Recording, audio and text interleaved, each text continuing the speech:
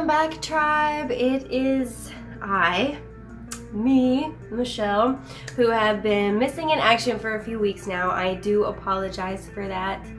I did actually have a video that I had filmed previously with like a book haul or something like that I had planned to get up, but because of some editing issues that I had, it's still in the works, so I do apologize for that. Other than that, I've kind of just been doing a lot of self-care here recently. In case you can't tell by the even more annoying tone to my voice, I've been a little under the weather. Work has been kicking my ass. And I had, like, on top of that, I had a head cold or some kind of sinus infection. It's still going on. No, I don't have COVID or the flu or anything like that, but I have been feeling very poorly, both mentally and physically. So I thought it was just a good time to take a break from social media for a while, and honestly, it did me good. I was able to just kind of relax, not have to worry about anything, except of course work and school and stuff like that. School is about to start again for me. I'm about to start my doctorate program, so you may or may not be seeing slightly less of me in the near future, just depending on how well I'm able to manage my time between a full-time job, school, and this. And of course I love this, but you guys know that I have always and will always consider this to just be like a side hobby. This is kind of like what I do during my downtime to keep myself sane until it starts to drive me insane, and then I take a break from it. But regardless, I am back. I'm glad to be back. I've been posting a little bit more on my Instagram as well, so if you want to check me out down on Instagram, I will link that down in the description box. So today I'm going to kind of do a double unboxing. So I got my Abominable Book Club box for last month, which was July, at the tail end of July. I actually thought that it had been lost in the mail, and so it did finally show up. So I just did like sort of a flat lay unboxing of that, which I'll try to do a voiceover for you. If not, I'll just put it up here.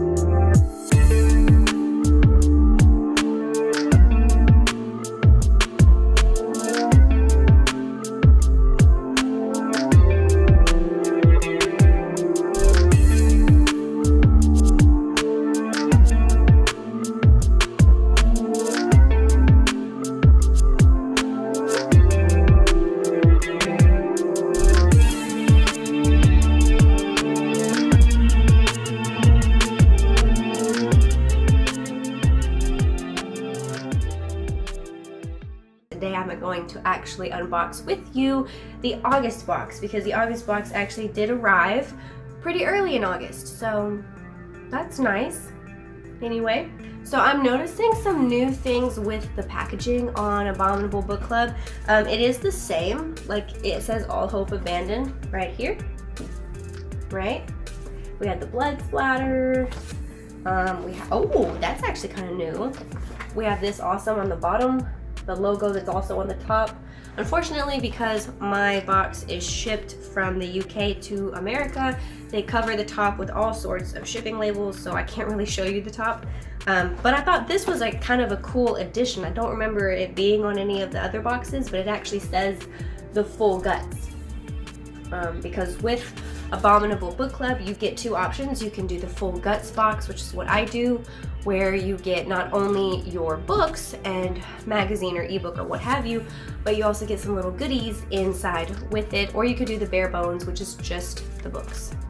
The bare bones is slightly cheaper, but as I have figured out, shipping from America, or shipping from the UK to America, either way, you are going to be paying quite a bit more than you probably intend to. So with this box, I pay about $54 total, including shipping. I know a lot of people have told me that that was like, you know, a huge yikes factor. They wouldn't want to have to pay that much, but I really love this company. I love the whole experience of it, the community of it. So for me, it's not just paying for the items in the box, it's more like paying for admission into this cool little club and this experience that I really enjoy. So I mean, it's worth it to me. If it's not worth it to you, that's perfectly fine. Everybody likes different things. Anyway, maybe I should stop rambling for a minute and dive into this box.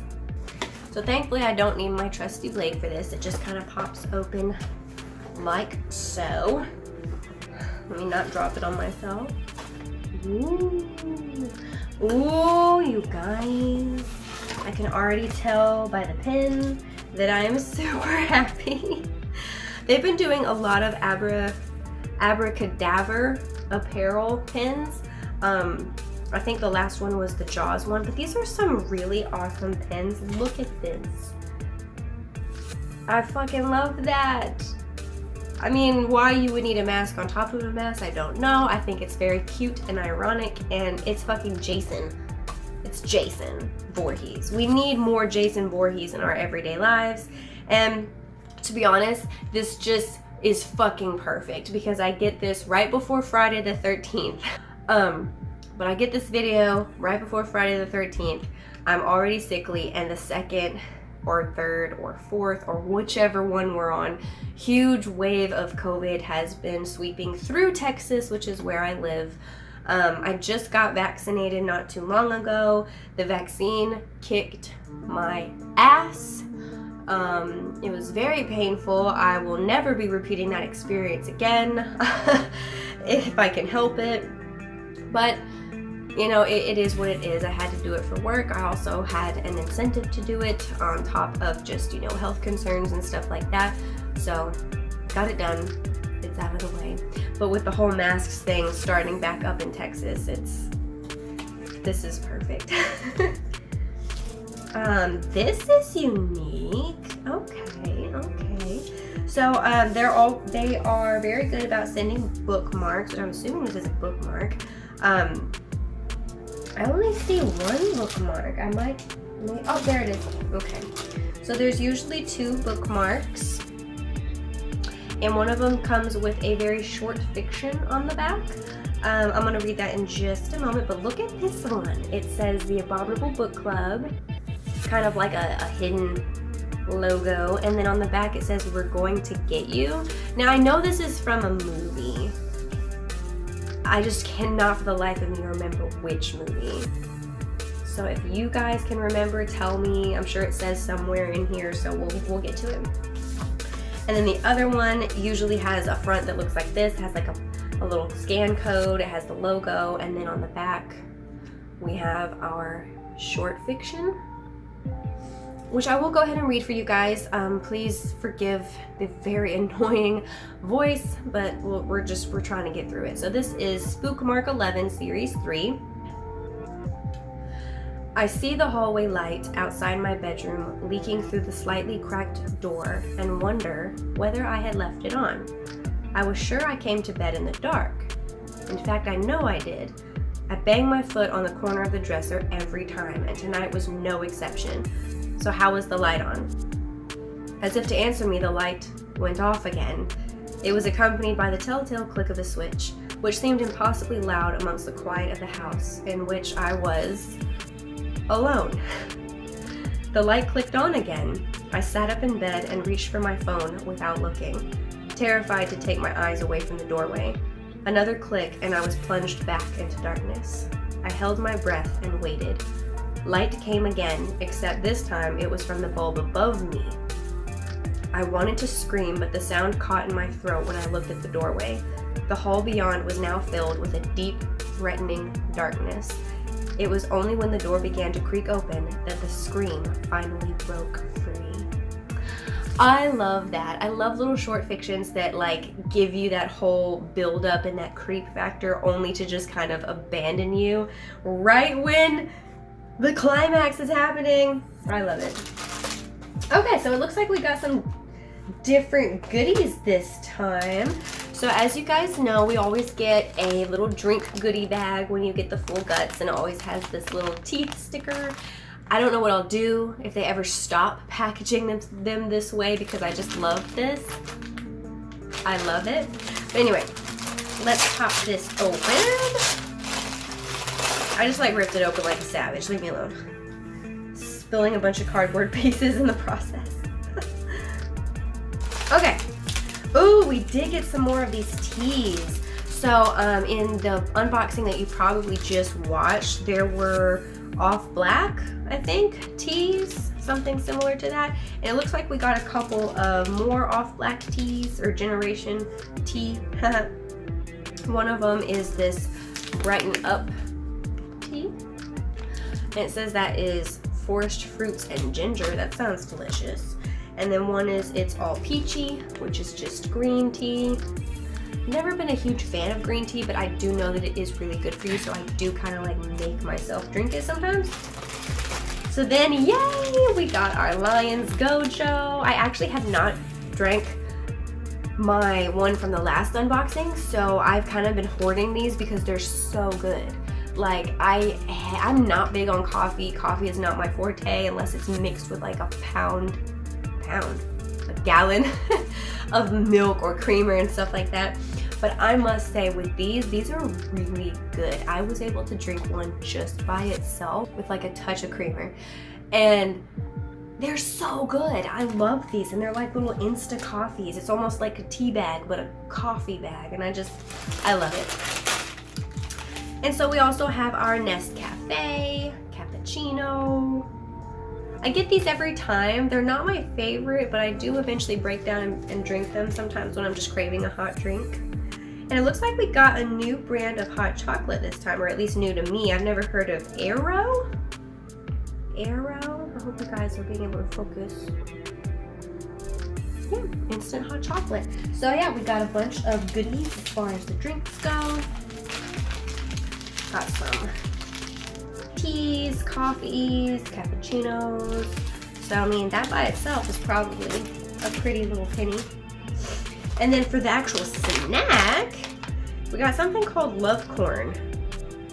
Smoked barbecue flavored corn. It looks like actual corn, like little bits of corn that you chew. You guys tell me, I've never seen this brand before. It looks good. I'll try them. Let's try them right now.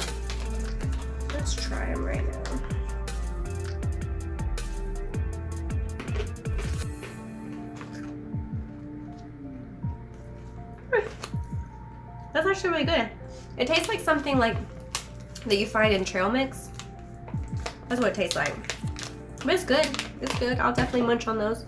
If I decide I don't like them later, I know Chris will munch on them. So then we have our beautiful used book that is wrapped with our seal, which we're gonna save to the end. And then let's see. Ooh, what is this? Now it looks like we have a novella. cheat sheet. I'm gonna put it over here. So I see our new release. So it looks like we got a new release hardback and a novella this time. And you know, usually they send like a new release and like a magazine, sometimes even an ebook. But this looks good. It says The Blood Beast Mutations by Carl John Lee. That cover is to die for. Like, that's beautiful. So, I mean, let's read the back real quick. It says, the world is on its knees. A deadly pandemic throttles the globe.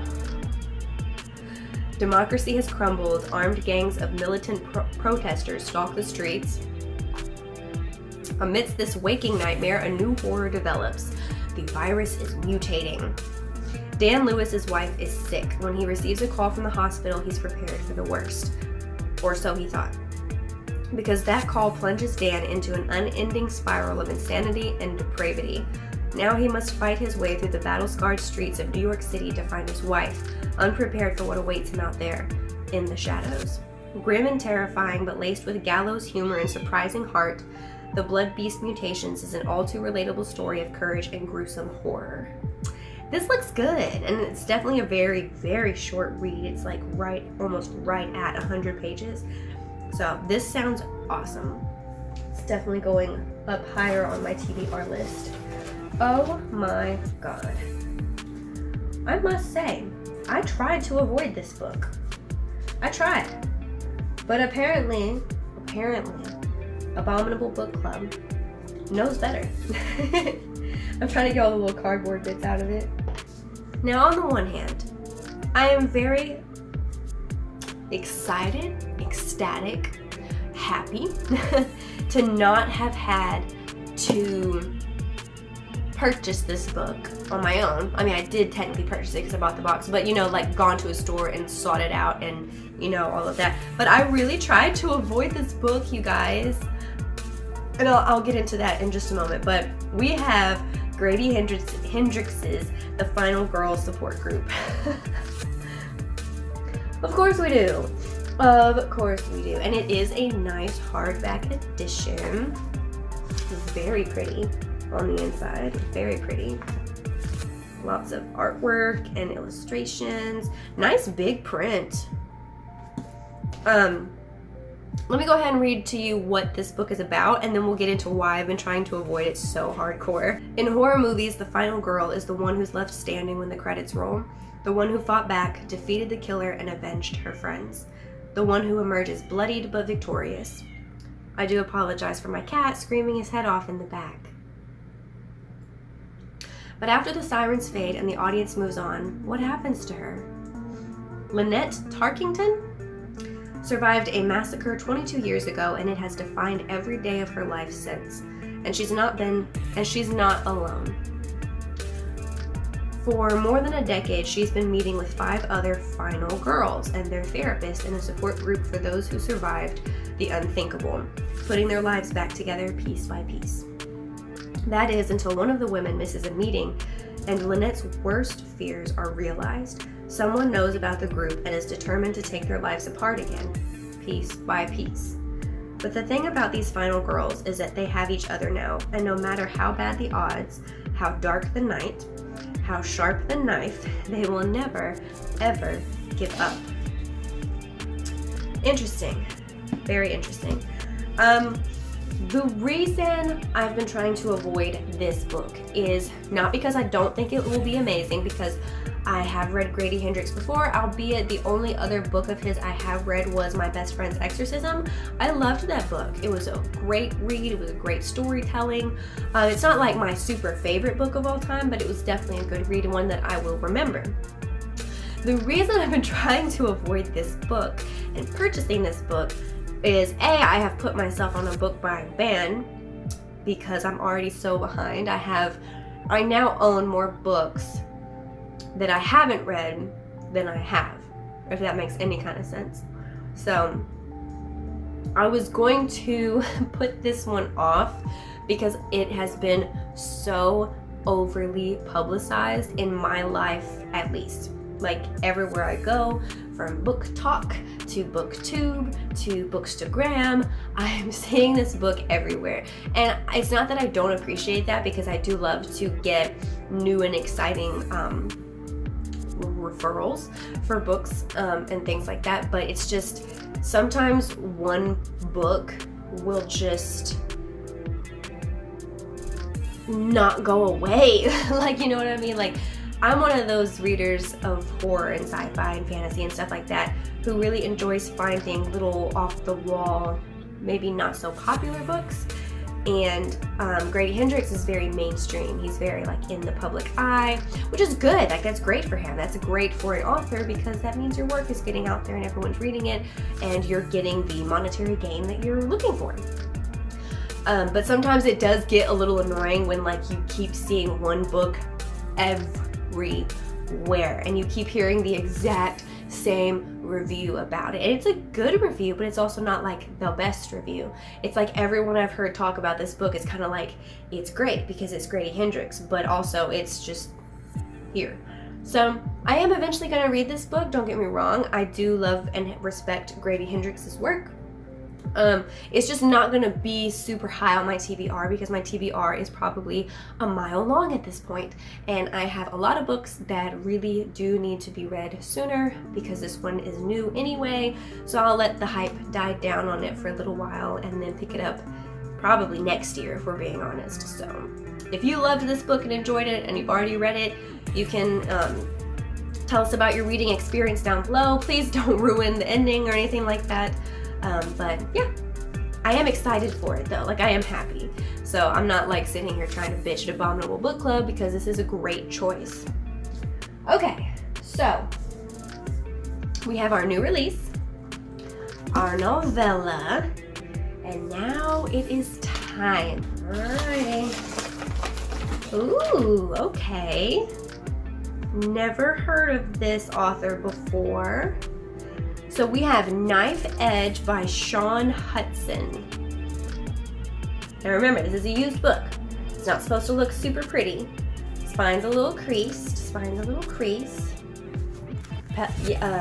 Pages are a little yellowed, but I love it. It's a nice little paperback. Never heard of this. Let's read the back and see what this is about. So, when Shawn Doyle receives his first message from Robert Neville, he has only 7 hours in which to save London and the Northern Ireland peace process from disaster. Neville is an explosives expert in the British Army, but peace in the province has ripped a hole in his life. His demands are simple: to be reunited with his daughter, Lisa. His threats are terrifying: a series of bombs to be detonated in the center of the capital every hour until he has the girl. Already responsible for a string of callous attacks on Irish public figures on both sides of the political divide, Neville has to be stopped before the ceasefire is dealt a fatal blow. As a member of the counter-terrorist unit, Doyle knows his own days are numbered by the cessation of the Troubles. He's close to understanding Neville's mind, closer in fact than it is safe to be. But now, forced to toy with the life of an innocent girl and trust the words of a cold-hearted assassin, Doyle knows only one impulse: to find Neville before London is reduced to rubble and before his own violent instincts propel him towards self-destruction. This sounds interesting, but does not sound like horror at all. Little like almost true crime feel, a little like action story, crime story. This does not speak horror to me, even remotely, so I'm kind of confused why it's in this box, but I trust the guys over at Abominable Book Club, so if they say that there are horror elements to this, I will give it a try. Now, like I said, my TBR is about a mile or two long at this point, so it will probably take a backseat burner. But if any of you guys have read this book out there, let me know if this is actually any kind of horror at all, because it's not that I won't read non-horror genres, it's just that right now I am trying to get through all of my horror and fantasy. So I don't usually go for what I call normal action books like this, or like, you know, political intrigue books. I may end up regifting this to my dad because my dad does like books like this. He loved all of the Tom Clancy books and stuff like that. So this sounds like something that might be up his alley. So you never know, I might end up regifting it before I even read it. But yeah, I mean, it does sound interesting. I mean, I respect and love all books, not just horror, but it's a little confusing getting a book like this in a specifically horror box. But we'll see, we'll check it out, we'll see. So we have our used book. We have, where did I put it? Our novella and our new release, plus all of the drinks, all the bookmarks, our pen. Let's see if we missed anything. Okay, we got the book, the novella, the used book. Oh, also the Love Corn, the pen, and the other bookmark. Oh, it's based on The Evil Dead. I knew it. I knew that thing, that other bookmark, this one, looked familiar. I just couldn't place it. So it's off of The Evil Dead. Okay, so that is August 2021. I love it. I'm pumped for it. I will obviously continue to be receiving Abominable Book Club boxes. So let me know what you guys think. Is this something you would appreciate or try if if money wasn't an option or a barrier in some cases? But yeah, guys, that's all I have for you today. I am trying very hard to get better and get back in the groove of making videos more consistently. So I know a couple of you have already reached out about getting back into the demonology series. I am going to be creating a video very soon, where I kind of just briefly go over all of the books that I personally have on demonology. So look for that video to be up pretty soon. And hopefully I can get the old video out with the other book haul. I have bought a ton more books since then, so there will probably be several book hauls in August and September. So yeah, but that's it, guys. I love you all. I hope you are doing okay and staying safe, and I will see you all in the next video. Peace.